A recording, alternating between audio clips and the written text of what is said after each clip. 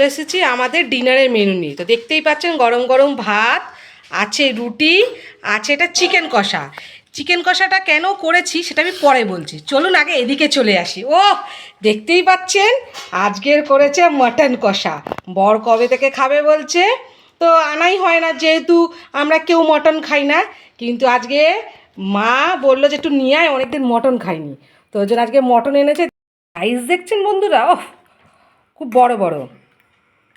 তো মটন কষাটা আমাদের জন্য, হ্যাঁ, তো মা অনেক দিন ধরেও খাবে বলছে, মাও খুব ইচ্ছা ছিল আর বরের তো খুবই ইচ্ছা ছিল, কিন্তু যেহেতু ছেলে খায় না তার জন্য বললাম বন্ধুরা যে পরে বলছি, এই যে ছেলের জন্য করেছি চিকেন কষা, কেননা ছেলে একদম মটন খায় না। আর শেষ পাতে আছে পাটিসাপটা, একটু পুর রেখে দিয়েছিল, সেটা আজকে নতুন করে করলো। তো দেখতেই পাচ্ছেন বন্ধুরা, মাংসটা আমি হাড় খেতে খুব ভালোবাসি, লম্বা হাড়টা। এই যে ভাতটা একটু আলু দিয়ে মাখিয়ে নিয়েছি, আর মাংসটা দেখছেন কতটা পরিমাণে নরম হয়েছে, খুব ভালো নরম হয়েছে। তো বন্ধুরা চলো একটু খেয়ে বলছি।